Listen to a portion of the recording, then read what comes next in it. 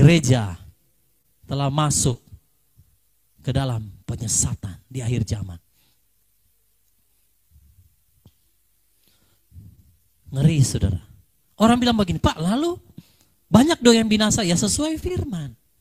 Banyak yang terpanggil, sedikit yang dipilih. Dan yang setia. Kalaupun dari awal kita nggak mengenal nama Bapa Yahweh dalam Yeshua, saya pun, saudara, adalah orang yang tidak mengenal Bapa Yahweh di dalam Yeshua, sama sekali nggak mengenal. Karena dari awal saya hanya tahu Tuhannya, yaitu A dan Y itu. Ya, saudara tahu ya. Jadi kalau saudara orang datang dengan satu pemahaman baru, saya bilang ini dia mengajarkan Tuhan yang mana? Tetapi saya menyadari satu hal bahwa begini Bapak Ibu, mengenal tentang nama Yahweh itu bukan pengetahuan, tapi itu adalah revelation, pewahyuan.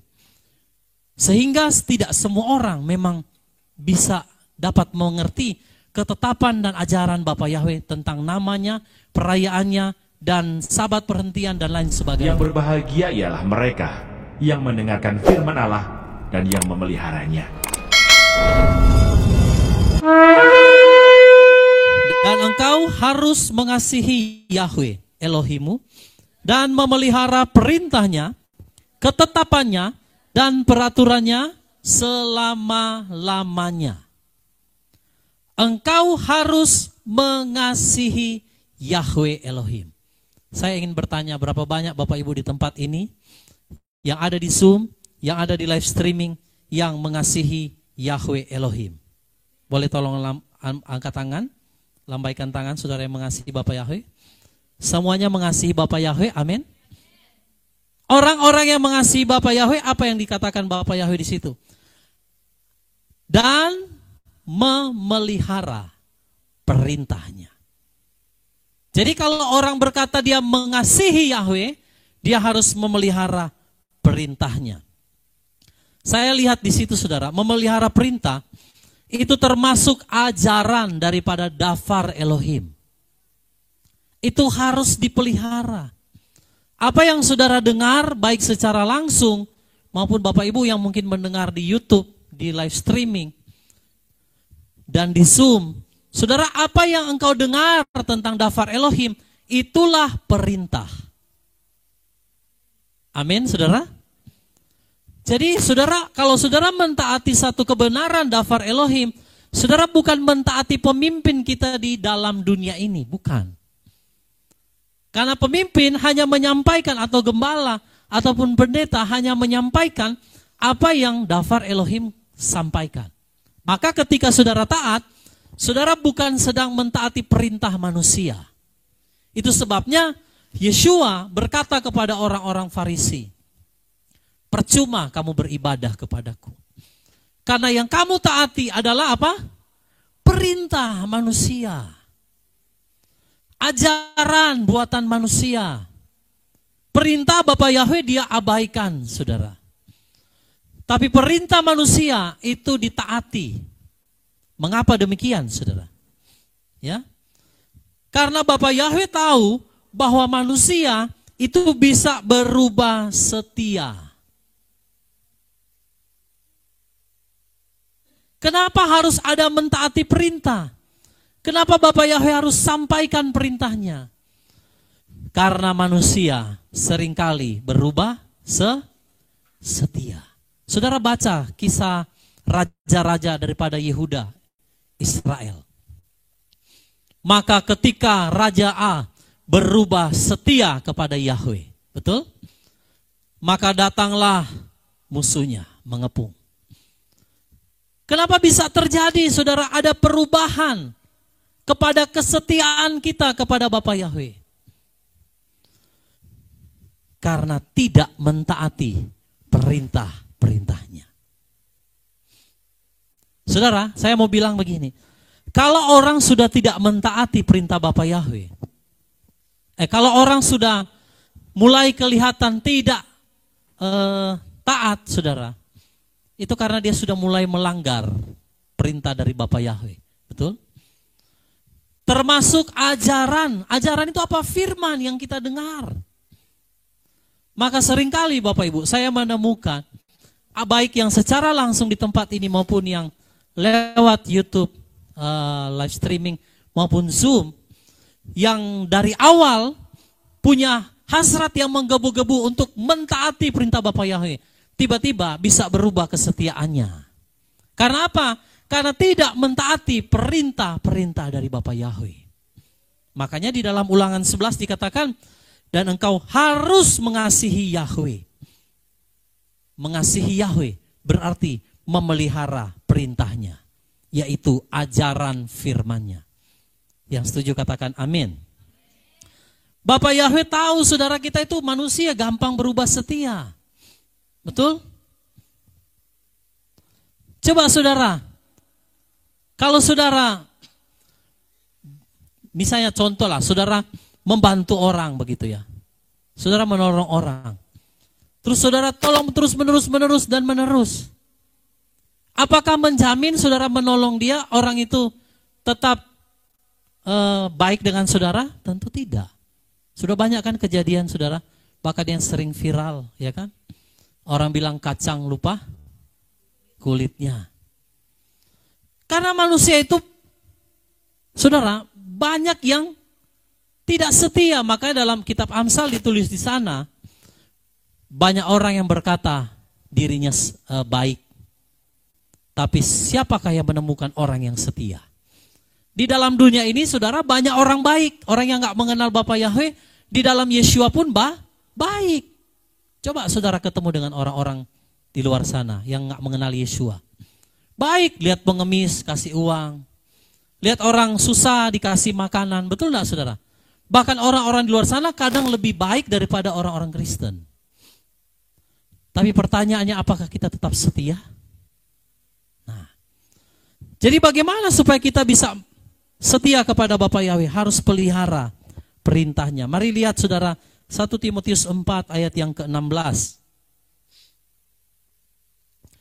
Perintah itu adalah ajaran. Jadi apa yang saudara dengar lewat ajaran Dafar Elohim itu harus ditaati. 1 Timotius pasal 4 ayat yang ke-16. Mari sama-sama kita baca. 3, 2, 1. Berilah perhatian terhadap dirimu sendiri dan terhadap pengajaran. Teruslah tinggal di dalamnya, karena dengan melakukan hal itu, engkau juga akan menyelamatkan dirimu sendiri, bahkan mereka yang mendengarkan engkau. Rasul Paulus, Rabi Saul memberikan nasihat kepada Timotius, berilah perhatian terhadap dirimu sendiri. Banyak orang suka mengoreksi orang, tapi dia lupa berkaca kepada dirinya sendiri. Ya, saudara. Kalau orang mau koreksi, wah, gampang. Dafar Elohim bilang, lebih mudah melihat selumbar di mata saudara kita daripada balok yang ada di mata kita. Makanya Paulus katakan, berilah perhatian terhadap dirimu sendiri dan terhadap pengajaran. Artinya, Bapak Ibu, jangan hanya sibuk mengurusi pengajaran orang lain. Kalau dia punya pengajaran berbeda, ya sudah. Artinya, ya memang dia punya jalan sendiri. Saudara sibuk mengoreksi orang, tapi saudara lupa dengan dirimu dan ajaranmu. Apakah engkau sendiri juga mentaati ajaran itu atau tidak? Seringkali kan begitu, pendeta jago berkhotbah, tapi belum tentu melakukan. Betul gak saudara? Orang gampang kalau bicara begini, gampang saudara. Tapi kalau mau melakukan, nah itu tidak mudah. Maka Bapak Yahweh tahu kalau kita nggak memelihara perintahnya, ajaran firman-Nya, saudara, kita tidak akan bisa menjadi orang-orang yang setia kepada Bapak Yahweh. Dan di situ dikatakan teruslah tinggal di dalamnya, tinggal dalam ajaran itu. Saya melihat kalau ada orang saudara pertama-tama mengaminkan, amin, amin. Begitu tersandung satu hal dia keluar, dia tidak lagi mengaminkan apa yang dia pernah terima. Nah itu saudara, itu yang kitab suci bilang berubah setia. Harusnya kalau kita, Bapak Ibu, berjalan bersama Bapak Yahweh, mentaati perintahnya, saya percaya tidak ada hal yang bisa membuat kita tersandung. Yang penting kita mentaati perintahnya. Lalu Paulus bilang apa? Karena dengan melakukan hal itu, engkau juga akan menyelamatkan dirimu sendiri. Sibuk ngurus orang lain. Tapi dia lupa dengan dirinya.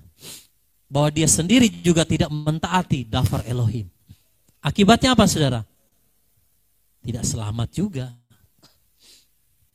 Ada yang terlalu pede.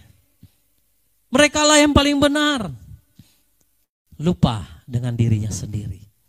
Maka Paulus memberikan nasihat agar supaya kita memberi perhatian terhadap diri sendiri dan terhadap pengajaran yang telah saudara dan saya terima. Yang setuju katakan amin. Nah, artinya saudara, memelihara perintah itu maksudnya melindungi diri kita sendiri dan orang-orang yang mendengarkan apa yang saudara dan saya sampaikan. Jadi memelihara perintah itu mencakup dua hal. Memelihara diri kita dan memelihara ajaran kita supaya orang yang mendengar jangan sampai saudara itu tersesat. Amin saudara. Seringkali kan orang selalu pertanyakan, katanya kamu menyembah Bapa Yahweh dalam Yeshua. Tapi kok begini, kok begitu? Nah, jadi kita pelihara ajaran kita supaya orang yang mendengarkan ajaran itu tidak tersandung dengan sifat, karakter, perbuatan, dan tindak tanduk kita. Itu namanya memelihara. Jadi pelihara diri, pelihara orang lain. Jangan cuma pelihara diri, tapi orang lain juga diabaikan. Bodoh amatlah dengan dia. Apalagi satu persekutuan, kita harus saling memperhatikan. Kalau ada satu yang sudah mulai melenceng, yang lain wajib menegur, yang lain wajib meluruskan supaya dia dapat kembali kepada jalan yang benar. Amin, saudara. Itu namanya memelihara perintah, pelihara ajaran. Bagi diri kita, bagi juga orang lain. Saya berbicara kepada saudara, saya juga harus menjaga diri saya. Untuk saya tetap berada di dalam perintah-perintah Bapa Yahweh. Karena kalau tidak, saudara, saya juga bisa dihempaskan oleh Bapa Yahweh. Ya, itu yang pertama. Jadi kalau kita mengasihi Bapa Yahweh, berarti kita harus memelihara perintahnya. Lalu yang kedua, Ulangan 11 tadi, memelihara perintahnya, lalu apa? Ketetapannya, memelihara ketetapannya. Apa itu ketetapan menurut saudara? Ada yang bisa jawab? Apa itu ketetapan? Ketetapan berasal dari kata tetap. Tetap. Artinya nggak berubah. Betul? Nah, di dalam bahasa aslinya itu pakai kata hukah. Coba sama-sama katakan hukah. Itu satu ketetapan. Kalau dibilang ketetapan berarti tidak bisa berubah, tidak boleh diutak-atik. Jadi tanda kalau orang mengasihi Bapa Yahweh, dia memelihara ketetapan, hukah. Tulisannya cukah, pakai Q, Q-Q-A-H. Nah, jadi saudara, memelihara ketetapan artinya memelihara sesuatu yang bersifat tetap dan tidak dapat diubah. Saudara boleh, ada yang tahu apa itu satu ketetapan dari Bapa Yahweh? Salah satu contoh aja. Yang tidak bisa kita ubah. Ya? Nama. Torah. Apalagi saudara? Namanya Pak. Namanya Pak. Ada yang mau jawab di Zoom? Ya, Namanya Pak. sudah. Nama Tuhan. Torah. Ya. Ya. Namanya Pak Martin. Ya, sudah tadi ya. Jadi ketetapan itu artinya sesuatu yang tetap. Tidak dapat berubah. Coba sama-sama katakan tetap. Kalau raja bilang begini, ada seorang raja dia bilang begini, kursi atau tempat duduk raja ini harus tetap di sini ya. Jangan dipindahkan. Kira-kira ada enggak yang berani untuk pindahkan, saudara? Satu ketetapan berlaku selama-lamanya, itu Ulangan 11 ayat 1 tadi. Berarti nggak bisa diubah. Nah, apa yang nggak bisa diubah? Tadi saudara sudah jawab. Yang pertama, nama. Nama tidak boleh diubah, saudara. Bahaya. Yahweh berkata, Yahweh, akulah Yahweh, itulah namaku. Dan aku tidak akan memberikan kemuliaanku kepada patung. Berarti Yahweh memberikan nama kepada dirinya sendiri yang tidak boleh diubah. Itu satu ketetapan. Gak boleh diubah. Jadi kalau kita memelihara perintah Bapa Yahweh, kita mengasihi dia, berarti kita gak boleh mengubah namanya, saudara. Itu satu ketetapan yang berlaku selama-lamanya, gak boleh diubah. Lalu apa lagi, saudara? Torah. Torah itu satu perintah, ajaran yang tidak dapat diubah. Maka dalam Matius pasal 7 ya, dikatakan bahwa Yeshua berkata, aku datang tidak untuk meniadakan karena Yeshua tahu bahwa Torah itu adalah satu ketetapan, namanya saja ketetapan, tetap. Tidak boleh diubah, saudara. Jadi baik nama, Torah, apalagi satu ketetapan yang berlaku selama-lamanya, yang saudara baca dalam firman. Perayaan. Sabat.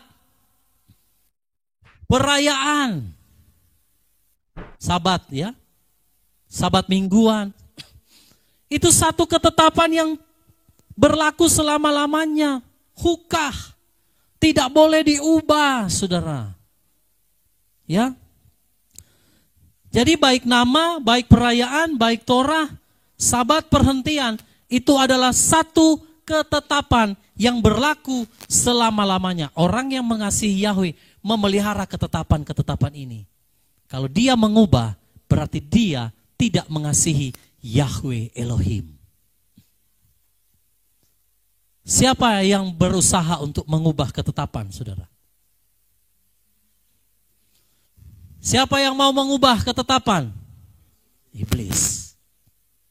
Coba kita lihat dulu Mazmur 119 ayat 160. Namanya juga ketetapan, berarti nggak boleh kita ubah, ya. Mari lihat Mazmur 119 ayat 160. Sama-sama kita baca 3, 2, 1. Seluruh firman-Mu itu benar. Setiap hukum kebenaran-Mu tetap selamanya. Nah, perhatikan ayat ini. Kenapa manusia bisa ubah?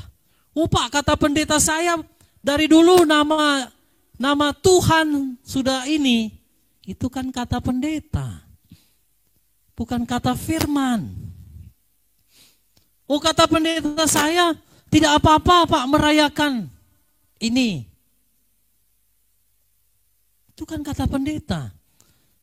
Tidak apa-apa tidak merayakan 7 hari raya. Tidak apa-apa tidak melakukan sabat perhentian. Itu kata manusia. Tapi apa kata Yahweh? Firman-Mu itu benar. Setiap hukum kebenaran-Mu apa? Tetap. Itu namanya ketetapan. Iblis berusaha untuk mengubah yang semua yang tetap itu. Nama dia ubah, betul? Perayaan dia ubah. Sabat dia ubah. Itu pekerjaan setan, saudara. Saya mau kasih tahu bagi saudara. Kenapa saya katakan itu pekerjaan setan? Mari lihat. Di dalam Daniel 7 ayat yang ke-25. Saya nggak tulis di slide ya, tapi saya akan bacakan bagi saudara. Daniel pasal yang ke-7 ayat yang ke-25.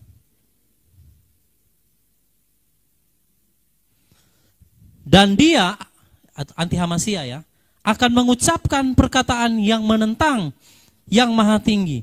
Dan akan membinasakan orang-orang kudus milik yang maha tinggi.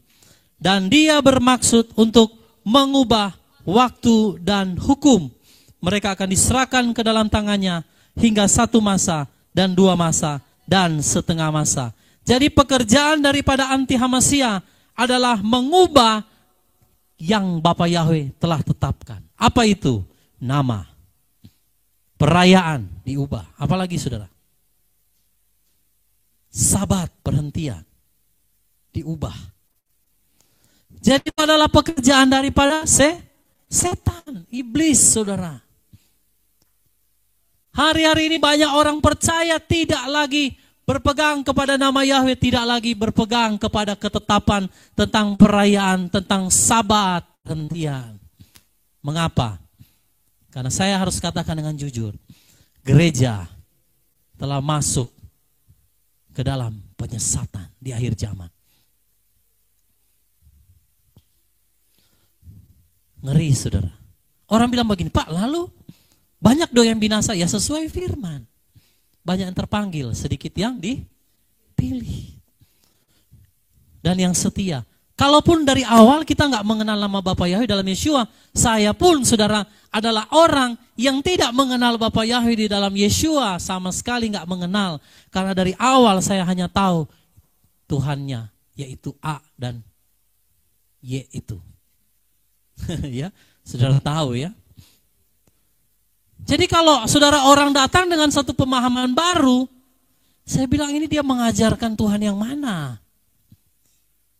Tetapi saya menyadari satu hal bahwa begini Bapak Ibu, mengenal tentang nama Yahweh itu bukan pengetahuan, tapi itu adalah revelation, pewahyuan.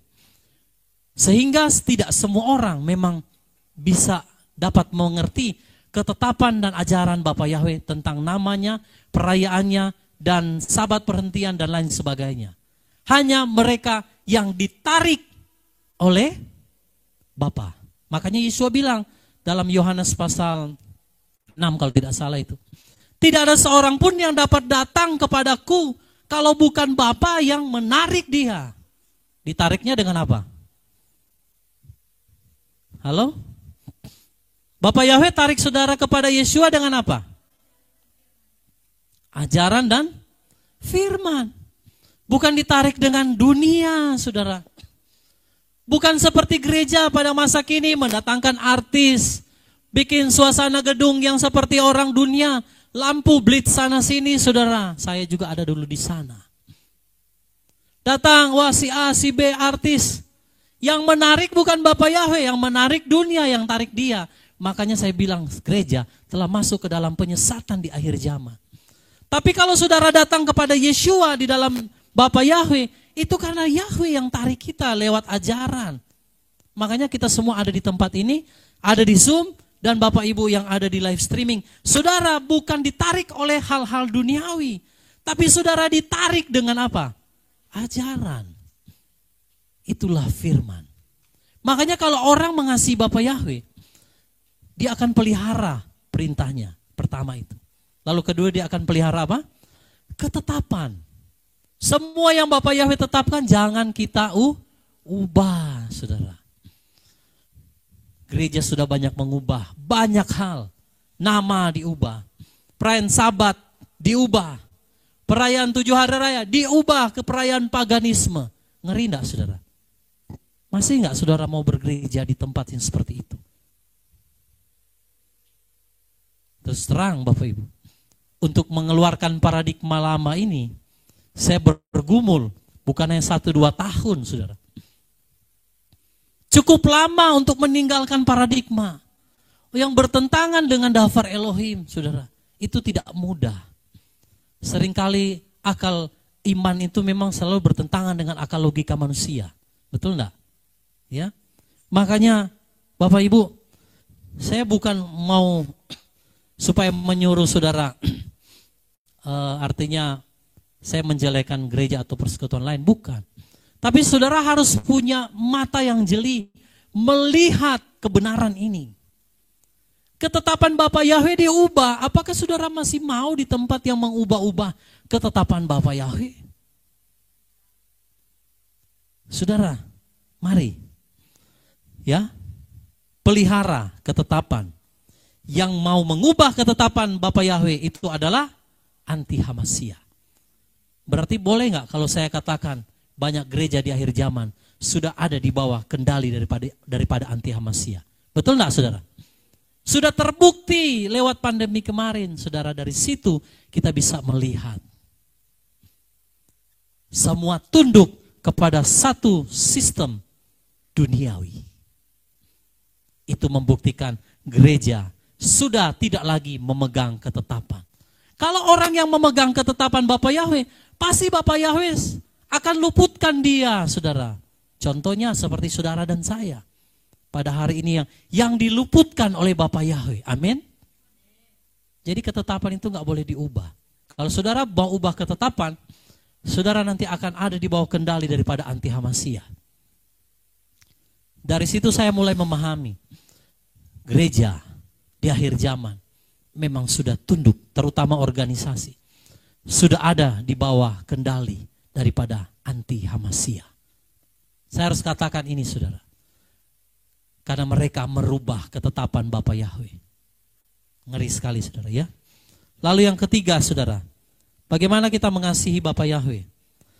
Ulangan 11 tadi, ayat yang pertama. Memelihara perintah, memelihara ketetapan, lalu memelihara apa? Peraturan. Apa itu peraturan? Peraturan berasal dari kata atur, aturan. Kenapa harus diatur? Supaya tidak kacau atau melenceng, ya. Harus ada pengaturan. Kenapa Bapak Yahweh harus kasih aturan? Kalau di jalan raya kenapa harus ada dilarang belok kanan misalnya, lampu merah saudara berhenti, lampu kuning artinya pelankan kendaraan. Lampu hijau baru saudara boleh jalan. Kalau di Indonesia kan kebalik, saudara. Lampu hijau jalan, lampu kuning tancap gas karena sudah mau merah. Lampu merah lihat kiri kanan, tidak ada mobil, jalan terus. Itu orang yang nggak mau mengikuti aturan. Nah, Bapak Yahweh di dalam kerajaan Samayim itu punya rules, punya aturan. Sama-sama katakan, aturan. Saudara mau diatur oleh Bapak Yahweh? Kalau mau diatur ya berarti kita harus masuk, kita harus pelihara aturan itu. Kalau saudara masuk di mengendara di jalan raya bawa motor, bawa mobil, lalu lampu merah, ada polisi, saudara terobos lampu merah. Ditilang atau tidak, saudara? Kena tilang. Berarti kalau kita melanggar aturan, ada sanksi. Orang bilang, Pak, sahabat gak berlaku. Loh, hati-hati, itu ketetapan. Bapak Yahweh memberikan Torah, sabat, perayaan, untuk mengatur manusia supaya tidak kacau. Siapa yang mau jadi kacau? Mau terjadi seperti Babel? Menara Babel dikacaukan? Saudara, kenapa aturan itu harus ada? Kenapa nggak boleh ini? Kenapa nggak boleh itu? Kenapa nggak boleh begini? Kenapa nggak boleh begitu? Supaya teratur dengan rapi. Itu fungsi aturan. Tapi ada orang bilang sama saya, Pak, aturan kan dibuat untuk dilanggar. Nah itulah sifat manusia. Aturan manusia ya dibuat untuk dilanggar. Yang melanggar yang buat aturan ya sama aja. Makanya kalau Bapak Yahweh dia buat aturan, dia nggak pernah langgar aturannya. Amin, saudara. Tapi kalau manusia yang buat ya sama-sama manusia. Dia buat, dia juga langgar pada akhirnya. Jangan korupsi, tapi dia sendiri kok korupsi. Karena yang buat aturan siapa, saudara? Manusia. Kalau Bapak Yahweh yang buat aturan, Bapak Yahweh nggak pernah melanggar. Makanya Yeshua pun tidak pernah melanggar aturan dari Bapak Yahweh. Betul nggak, saudara? Aku tidak pernah meniadakan Torah. Pernah nggak dalam kitab suci saudara baca, pada hari Minggu Yeshua mengajar di sinagoga? Atau Rasul Paulus mengajar pada hari pertama? Nggak ada. Selalu kalau kita baca pada hari apa? Sabat. Saudara mau ibadah setiap hari nggak apa-apa, tapi sabat perhentian itu harus dikuduskan, saudara. Itu ketetapan, itu rules, itu aturan Bapak Yahweh yang tidak boleh diubah. Kalau kita mengubah, kita akan bertemu dengan Bapak Yahweh berhadapan. akan menerima konsekuensinya. Makanya di dalam Ibrani pasal 4, siapa yang tidak masuk ke dalam perhentian, Bapa Yahweh berkata, aku bersumpah di dalam murkaku, mereka tidak akan masuk ke dalam hari perhentian yang telah aku sediakan. Konsekuensinya ada. Jangan bilang, Pak, Tuhan kan melihat hati, Pak. Ini orang-orang yang gak mau mengasihi Bapa Yahweh selalu bilang, Elohim melihat hati saya. Kalau Elohim melihat hati kita, saudara, harusnya Elohim melihat hati kita mengasihi dia. Itu harusnya. Dengan apa? Kita mentaati aturan yang Bapa Yahweh buat. Betul gak, saudara? Oh Pak, Elohim melihat hati saya. Iya, dia melihat.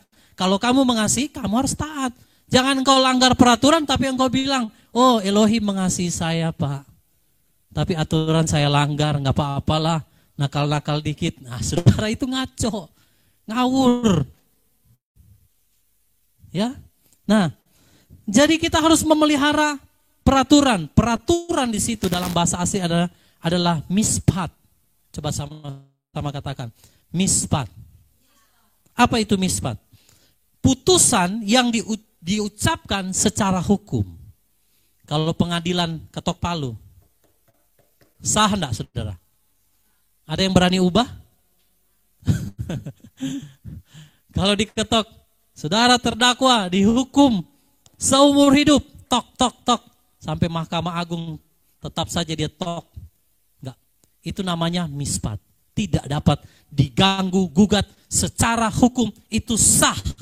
Maka saya mau bilang, semua ketetapan Bapa Yahweh itu sah secara hukumnya Elohim.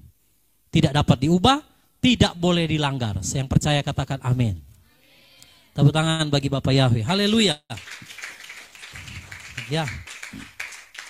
Jadi Yahweh itu punya aturan yang sah lewat firman-Nya. Makanya tadi kita baca dalam Mazmur. Firman-Nya itu benar. Berlaku untuk selama-lamanya. Nah, jadi saudara, apa yang dia sampaikan tidak dapat diganggu-gugat. Karena kita tidak setuju atau tidak suka. Firman ini ambil karena ini enak. Yang ini buang. Kalau yang berkat, wah ini luar biasa ini. Saya mau dengar, siapa pendetanya? Oh ini yang lucu-lucu, ini yang selalu berbicara berkat. Mau datang. Kalau yang ditanya siapa pendetanya? Oh Pak Yehuda Firi, aduh sudahlah matilah kedagingan, sudah gak usah. Hamba-hamba Elohim yang membicarakan kedagingan, kedatangan Yeshua, saya mau bilang gak laku, saudara. Betul.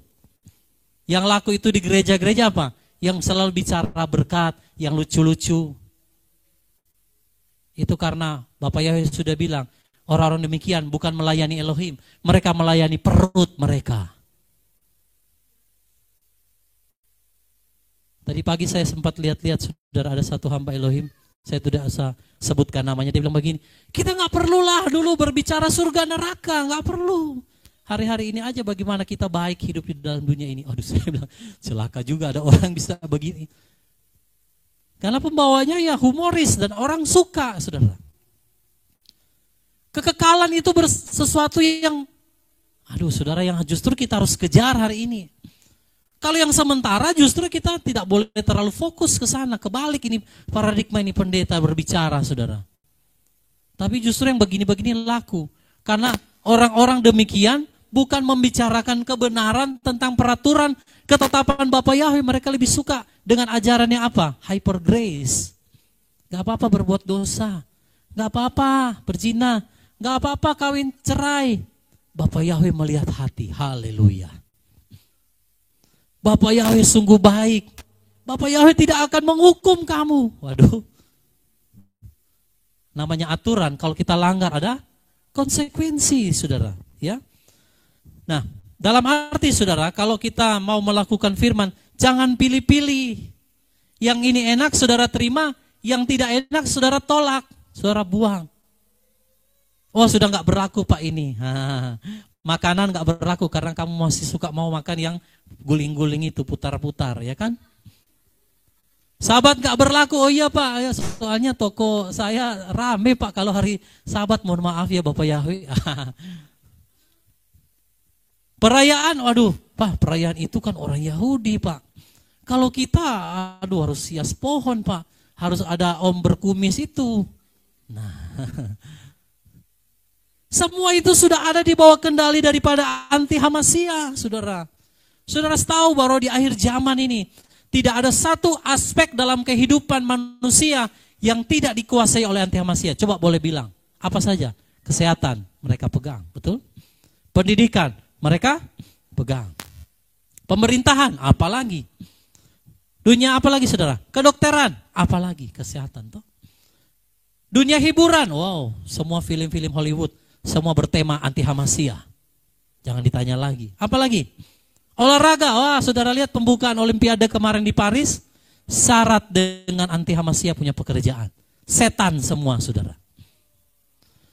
Jadi semua aspek di kehidupan di manusia di bumi ini, semua ada di dalam kuasa iblis. Jadi jangan bilang di gereja nggak ada setannya. Kata siapa, saudara? Setan takut ketika dia ada di kumpulan orang benar yang mentaati peraturan dan ketetapan Bapa Yahweh. Amin. Haleluya, berikan tepuk tangan bagi dia. Haleluya. Mari lihat Ibrani pasal 4 ayat yang ke-12.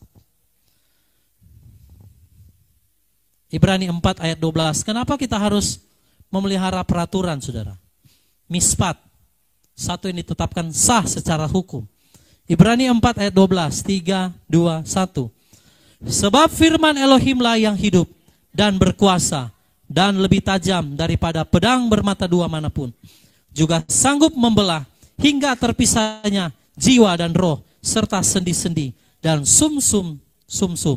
Bahkan sanggup membedakan pikiran-pikiran dan niat-niat hati. Kalau saudara memegang aturan Bapa Yahweh, saudara akan tahu ini orang punya niat jahat atau baik. Ini orang punya pikiran atau niat yang tulus atau fulus. Ya. Ini orang punya sesuatu yang baik atau yang tidak.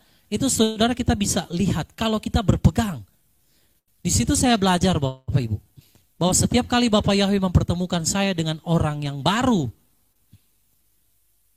bisa melihat karakter, bisa melihat sampai kedalaman. Nah itu kalau kita punya ketajaman secara roh, diasah melalui kebenaran dafar Elohim, saudara dapat membedakan pertimbangan-pertimbangan. Saudara dapat melihat niat-niat hati orang. Oh, ini orang gak bagus ini. Dari mana saudara tahu dia gak bagus? Padahal saudara baru lihat pertama kali. Karena ada pertimbangan dafar Elohim dalam diri kita. Kuasa Ruah Yahweh Elohim seperti pedang, itu dia langsung masuk kepada orang itu. Ini orang, aduh, bahaya ini orang. Nah, kita bisa melihat saudara. Maka anak-anak Bapa Yahweh diberikan ketajaman secara roh kalau saudara memelihara perintah-perintahnya. Amin. Siapa yang mau memiliki kepekaan secara roh? Mau saudara? Pelihara aturan Bapa Yahweh. Jadi kalau dia katakan, ya saudara, lakukan perbuatan kebenaran di dalam iman. Karena Bapa Yahweh kan melihat hati saya. Nah, orang-orang yang berkata begitu, yang gak mau memelihara aturan Bapa Yahweh, itu karena mereka masih punya keinginan daging. Betul? Itu karena orang masih cenderung masih punya keinginan daging. Satu saja saudara, kenapa orang gak mau memelihara aturan Bapa Yahweh?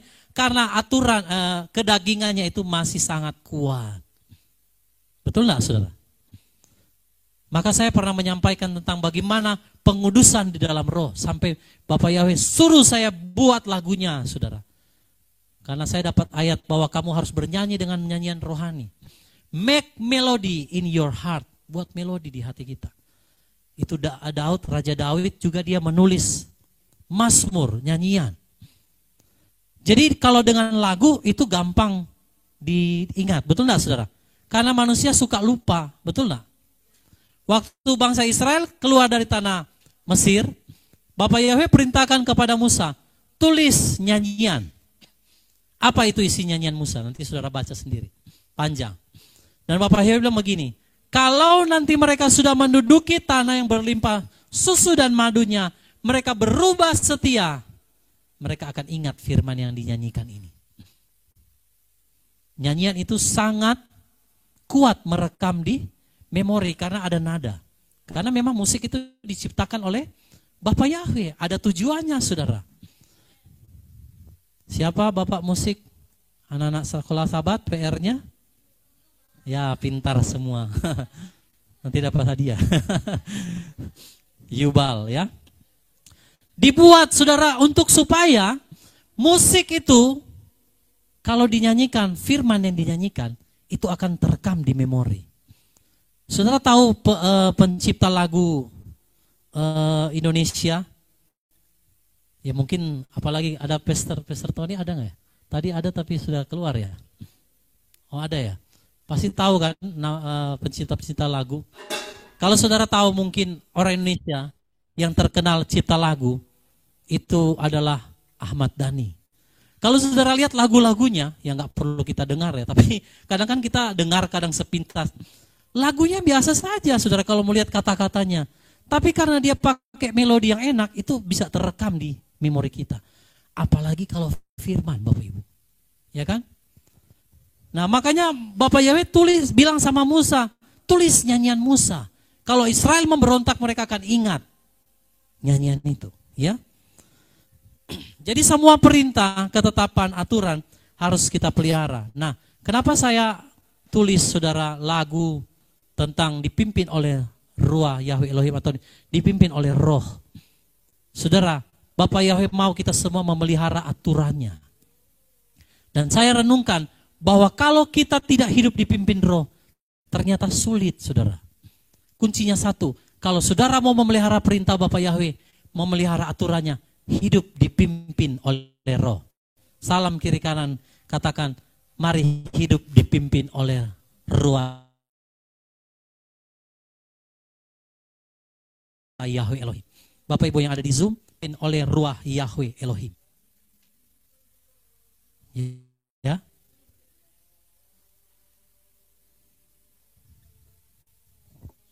Mari lihat Ulangan 11 ayat 18, kita langsung loncat. Ulangan 11 ayat 18. Sama-sama kita baca. 3, 2, 1.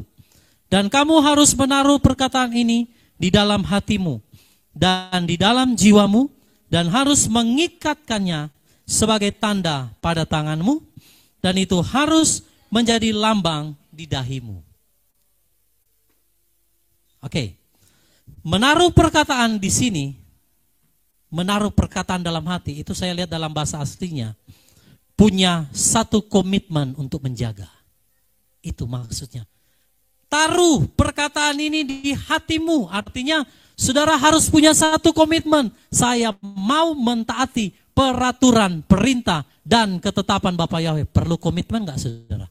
Perlu, makanya saya pernah sampaikan kepada saudara, ada seorang saudara kami yang pernah menuliskan statusnya bahwa kita nggak perlu komitmen untuk mentaati perintah Bapak Yahweh. Kita harus mengerti saja bagaimana Yeshua sudah menyelamatkan kita, maka itu lebih dari cukup. Ini pernyataan yang sungguh menyesatkan kalau menurut saya, saudara. Justru untuk mentaati perintah Bapak Yahweh, saudara, dikatakan di situ apa? Kamu harus menaruh perkataan ini di dalam hatimu dan di dalam jiwamu. Perlu yang namanya komitmen. Sama-sama katakan komitmen. Mengiring Yeshua keputusanku. Itu kan keputusan kita. Berarti kita punya komitmen di hadapan Bapak Yahweh. Komitmen yang dilakukan dengan segenap hati. Menaruh perkataan. Itu namanya menaruh perkataan. Nah, saudara, lihat Mazmur 119 ayat 101 sampai ayat 102. Mazmur pasal 119 ayat 101 dan ayat 102. Mari sama-sama kita baca. 3, 2, 1. Aku menjaga kakiku dari segala jalan kejahatan, supaya aku menaati firman-Mu. Aku tidak berpaling dari hukum-hukum-Mu, karena Engkau telah mengajariku. Bapak Ibu, kalau ada dua jalan bercabang di depan kita, Saudara tahu yang kanan menuju kekekalan hidup yang kekal bersama Yesua, yang ke kiri menuju maut. Lalu saudara baca ada tulisan di situ, pilihlah hidup yang kekal, yang ke kiri menuju maut. Tapi saudara lihat jalan yang ke kiri ini penuh dengan sesuatu yang happy, uang, kekayaan, kenikmatan dunia. Lalu saudara lihat jalan menuju ke kekekalan, batu, tajam, berbelok, naik turun. Saya tanya sama saudara, kira-kira saudara mau lewat yang mana? Yang kiri atau kanan? Iya, gampang kan kita bilang saya mau kanan Pak. Tapi untuk komitmen itu susah. Makanya di dalam Mazmur dikatakan, aku menjaga kakiku dari segala jalan kejahatan. Siapa yang bisa jaga kaki kita, saudara? Siapa yang bisa jaga? Ya, diri kita sendiri. Jangan sampai saudara jatuh dalam dosa, saudara salahkan hamba Elohim. Jadi kita punya komitmen. Itu namanya menaruh perkataan. Nah, yang tadi dalam Ulangan 11 ayat 18. Sebagai tanda pada tanganmu dan menjadi lambang di dahimu. Iblis tahu. Makanya lambang anti Hamasya itu di tangan dan juga di dahi. Dari ayat yang saya bacakan, kira-kira menurut saudara, iblis mau gimana, saudara? Halo? Ada yang bisa nangkap? Dari ayat yang tadi saya bahas tentang hukum, ketetapan, aturan, Bapak Yahweh mau supaya itu menjadi tanda di tangan kita dan di dahi kita. Itu karena apa, saudara? Karena iblis, dengar baik-baik, karena iblis tidak mau saudara taat perintahnya. Itu saja. Makanya harus jadi lambang, saudara. Ya. Komitmen itu adalah dasar dari sebuah hubungan.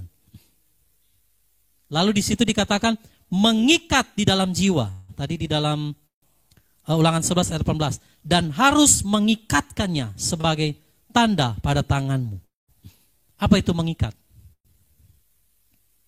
Kenapa harus diikat? Agar tidak apa? Terlepas. Kalau saudara ada sesuatu barang yang saudara taruh nggak mau jatuh, pasti saudara harus ikat. Nah, saya lihat di dalam lebih dalam lagi tentang mengikat di dalam jiwa. Itu dalam bahasa aslinya kashar. Coba sama-sama katakan kashar. Ternyata kasar itu mengikat di dalam jiwa itu begini. Mengikat seperti sebuah hubungan percintaan. Kasar itu maksudnya begini. Bapak Yahweh bilang, ikat dalam jiwamu, artinya begini. Seperti bersumpahlah. Makanya di dalam perayaan Pondok Daun ya, selama 7 hari itu. Di hari terakhir, orang Yahudi punya kebiasaan.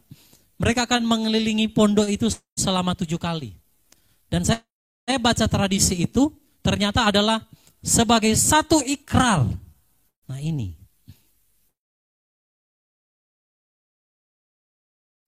Ikatkan pada jiwa. Satu komitmen berdasarkan hubungan cinta kepada Bapa Yahweh. Bukan karena engkau takut dihukum, bukan karena engkau takut nggak diberkati, bukan karena engkau takut celaka, bukan karena engkau takut sakit, tapi engkau mengikatkan perintah Bapa Yahweh ke dalam jiwamu oleh karena engkau mencintai Dia. Amin. Siapa yang mencintai Bapa Yahweh? Kashar, ikat dalam hubungan percintaan. Coba lihat Kidung Agung pasal 2 ayat 3 sampai 4. Mungkin pasal ini jarang dibicarakan, tapi sebenarnya ini makna yang sangat dalam karena berbicara antara gereja mempelai Yesua dan Yesua sebagai mempelai pria. Kidung Agung 2 ayat 3 sampai 4. Mari sama-sama kita baca. 3, 2, 1. Bagaikan pohon apel di antara pohon-pohon di hutan. Demikianlah kekasihku di antara para teruna. Aku amat menyukai berada dan duduk dalam naungannya. Bahkan buahnya manis bagi langit-langit mulutku. Ia membawa aku ke rumah anggur dan panjinya di atasku adalah cinta. Ini pernyataan daripada gadis Sulam yang berkata kepada Salomo yang adalah raja itu. Dia katakan, bagaikan pohon apel di antara pohon di hutan. Saudara kalau kelaparan masuk di hutan, tersesat di hutan, saudara temukan apel, bagaimana saudara? Maksudnya perasaannya gimana? Wah, senang luar biasa. Sedangkan Pak Swingli bilang kalau bertugas lagi di hutan dapat sesuatu aja apa yang bisa makan, itu sudah enak rasanya Pak ya. Nasi campur apa Pak? Royco lah. Sudah nggak ada yang lain, itu rasanya enak saudara. Bagaimana saudara di tengah hutan menemukan apel? Begitu kira-kiranya kalau saudara mengikatkan jiwamu kepada Yahweh di dalam hubungan cinta. Makanya tadi dalam Kidung Agung dikatakan, dia membawa aku ke rumah anggur, rumah kesukaan, sukacita. Lalu apa? Dan panjinya di atasku adalah cinta. Apa itu panji? Bendera, signal. Dalam bahasa aslinya adalah ot, OTH. Ot. Itu yang tadi dibilang tanda pada tangan itu ot. Ot itu apa? Ot itu adalah bukti, tanda, signal. Artinya di dahimu, di tanganmu harus ada ot. Signal, tanda. Tanda yang kayak mana? Cinta kepada Bapa Yahweh. Amin, saudara? Dengan cara bagaimana? Taat perintahnya. Taat aturannya, saudara. Amin? Itu namanya harus ada tanda. Di tangan dan di dahi. Jadi orang kalau mencintai Bapa Yahweh harus ada tanda itu. Iblis tahu itu. Maka iblis pakai di akhir zaman, orang jangan lagi taat perintah Bapa Yahweh. Supaya dia melanggar otak itu. Terima tanda binatang 666. Tapi kalau orang percaya kepada Bapa Yahweh Beshem Adonai Yeshua Mashiach, di tangannya ada ot. Kenapa? Karena saudara mentaati perintah Bapa Yahweh bukan karena saudara takut masuk neraka, tetapi saudara mentaati perintah Bapa Yahweh oleh karena aku mengasihi dia. Sama-sama katakan, aku mengasihi Bapa Yahweh. Itu ot. Di tangan dan di dahi. Harus ada tanda itu. Kalau tidak, setiap orang yang tidak punya meterai ini, saudara, dia akan menerima tanda dunia 666. Saudara lihat, orang-orang yang mencintai dunia lebih dari perintah Bapa Yahweh terjebak dalam sistem dunia kemarin itu. Kenapa bisa terjebak? Karena tidak mau taat perintah Bapa Yahweh. Ya. Nah, bagaimana orang dapat melihat bahwa kita adalah anak-anak Elohim? Yaitu dengan mereka melihat ot di tangan kita dan di dahi kita. Iblis tahu rahasia ini Bapak Ibu. Jadi saya mau bilang, kekuatan kita hanya satu untuk bertahan di masa kesukaran. Panjinya ada di atasku adalah cinta. Saya pernah sampaikan 3 hal mengalahkan iblis. Yang pertama, darah anak domba. Yang kedua, perkataan kesaksian. Yang ketiga, karena tidak tidak menyayangkan jiwanya sampai ke dalam maut. Kenapa tidak menyayangkan jiwanya? Karena dia memilih mengasihi Bapa Yahweh. Mau dipotong kepala saya, mau dipenggal, mau ditembak di kepala sini, tetap saya memelihara perintah Bapa Yahweh. Amin. Itu orang yang punya ot, tanda di lengan, tanda di dahi. Kalau nggak punya itu, saudara akan terima tandanya dunia 666. Jadi mau pilih mana? Sukar nggak melakukan aturan Bapa Yahweh? Tidak. Saudara harus punya ot itu. Amin. Nah, pada pagi hari ini kita akan menerima tubuh dan darah Yeshua. Namun kita akan lihat terlebih dulu ayat yang terakhir, penutup, saya akan tutup dengan ayat ini. Jadi sebagai bukti bahwa saudara itu mengasihi Bapa Yahweh, saudara harus punya tanda ini. Di lengan, di dahi. Saya sudah jelaskan itu tentang mentaati peraturan Bapa Yahweh dengan penuh cinta kepada dia. Ya. Matius pasal 5 ayat yang ke-16. Sama-sama kita baca. 3, 2, 1. Demikianlah hendaklah terangmu bercahaya di hadapan manusia, sehingga mereka dapat melihat perbuatanmu yang baik dan memuliakan Bapamu yang di surga. Bagaimana orang bisa lihat terang kita, saudara? Lewat apa? Nah, itulah tanda. Di lengan dan di dahi. Saya sampaikan pada hari Kamis kemarin, bahwa orang yang menuntun orang lain kepada kebenaran, mereka akan bercahaya seperti terang cakrawala. Mereka diubah. Jadi ternyata orang-orang yang di rapture ini yang orang-orang yang punya tanda ini.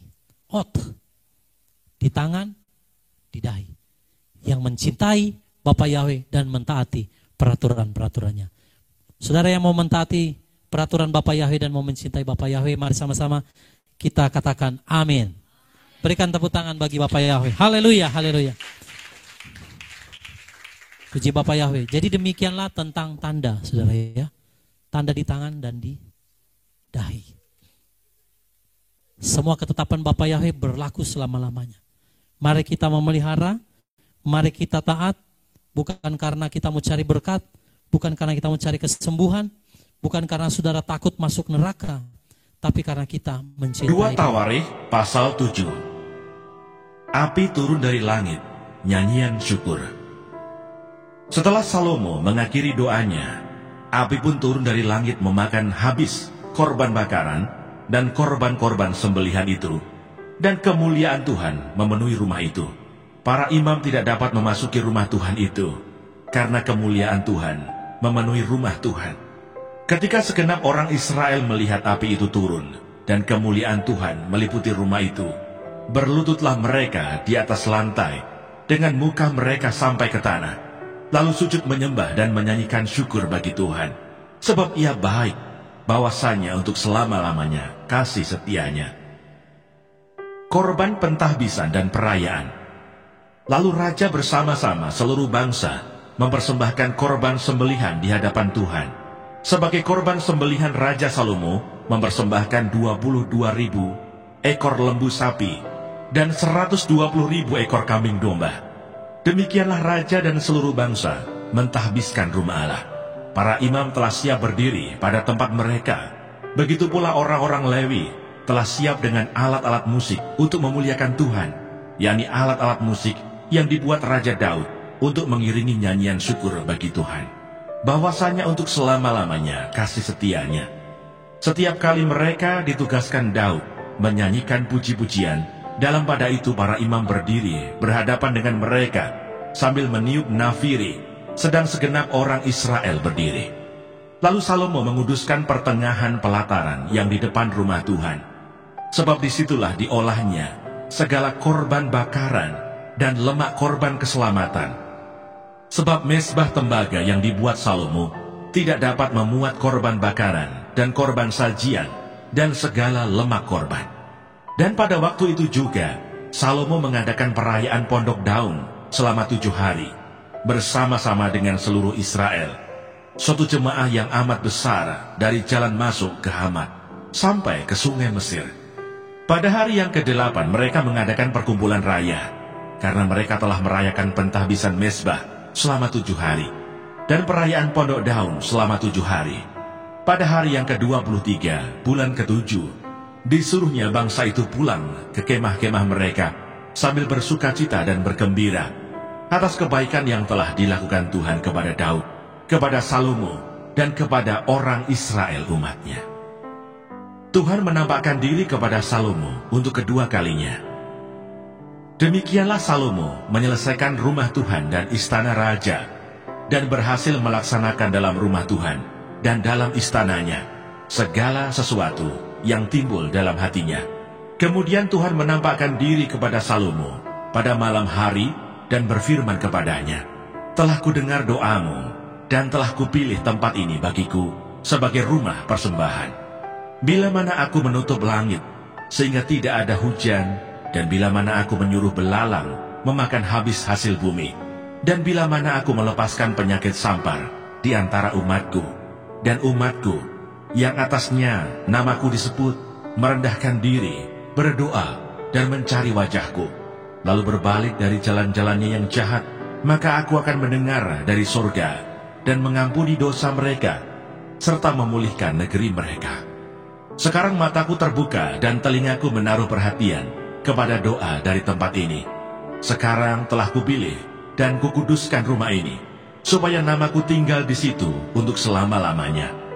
Maka mataku dan hatiku akan ada di situ sepanjang masa.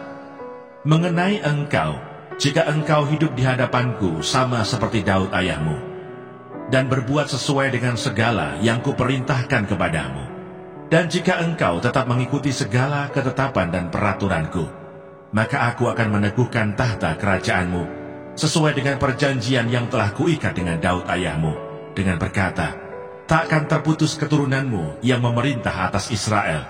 Tetapi jika kamu ini berbalik dan meninggalkan segala ketetapan dan perintahku yang telah kuberikan kepadamu, dan pergi beribadah kepada Allah lain, dan sujud menyembah kepadanya, maka aku akan mencabut kamu dari tanahku yang telah kuberikan kepadamu, dan rumah ini yang telah kukuduskan bagi namaku akan kubuang dari hadapanku, dan akan kujadikan kiasan dan sindiran di antara segala bangsa. Dan setiap orang yang lewat rumah yang amat ditinggikan ini akan tertegun dan berkata, apakah sebabnya Tuhan berbuat yang demikian kepada negeri ini dan kepada rumah ini? Maka orang akan berkata, sebab mereka meninggalkan Tuhan, Allah nenek moyang mereka, yang membawa mereka keluar dari tanah Mesir, dan sebab mereka berpegang pada Allah lain, dan sujud menyembah kepadanya, dan beribadah kepadanya. Itulah sebabnya Ia mendatangkan segala malapetaka ini ke atas mereka. Yang berbahagia ialah mereka yang mendengarkan firman Allah dan yang memeliharanya.